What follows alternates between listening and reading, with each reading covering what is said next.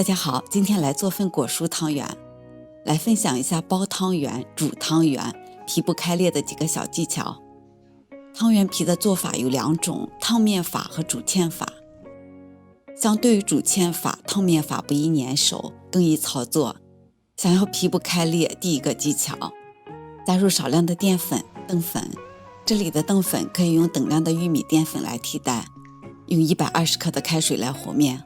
澄粉的加入以及开水烫面都是为了提高面团的延展性，避免皮裂，方便收口。不同的粉吸水性不同，水少量多次的加入，揉成团，移到案板上，揉光滑，取小部分，其余的密封。保持面团的温度和湿度是避免皮开裂的第二个技巧。撒一些干粉，搓成长条，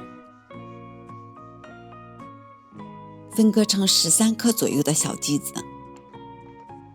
汤圆的馅料通常是用黑芝麻馅，在我的往期视频中有黑芝麻流心馅的制作，您可以回看一下。馅料需要搓圆，冷冻后再来使用。汤圆馅每个是8克左右，顶部按下去，捏成中间厚边缘薄的圆形。圆皮包圆馅不仅易操作，也可以避免皮和馅之间留有缝隙，导致受热膨胀时把皮胀破。为了表皮的白而光，尽量不要用手去触碰黑芝麻馅。虎口收口，捏紧，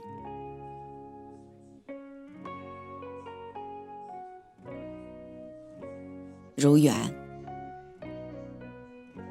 糯米粉的吸水性比较大，做好的汤圆放糯米粉中转动几下，给表层裹一层粉来防粘。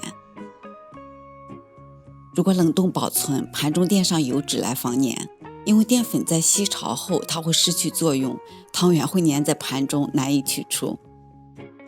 接下来做份果蔬汤圆。果蔬汤圆的制作要注意的是果蔬粉的加入。先把水磨糯米粉、澄粉、紫薯粉混合均匀，再加入开水搅拌，揉成团。先把粉类混合在一起的做法，不仅表面颜色均匀，而且可以在面团温度、湿度最佳的状态下包入馅料。如果您的果蔬面团是用来给汤圆的表层做造型，而不是用来包馅料，那么您从白面团中取出需要的分量，蘸上果蔬粉揉匀使用。相同的做法，紫薯粉换成了抹茶粉，做出了1分抹茶味的汤圆。配方中的紫薯粉可以用任何一种果蔬粉料来代替。开始煮汤圆，水烧至微微沸腾的状态放入汤圆，调小火。汤圆刚入锅时，底部轻推几下，避免粘锅，之后不用搅动。汤圆皮薄，馅是熟食，因此现包的汤圆煮汁全部浮在表层，再煮1分钟，汤圆也就熟了。冷冻的汤圆内馅温度偏低，汤圆浮起后添少量的凉水，继续煮。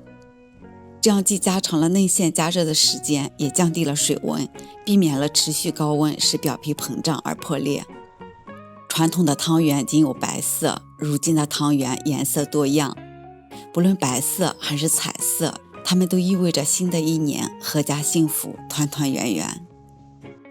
我是小敏，如果喜欢我的视频，记得关注、订阅和转发，谢谢。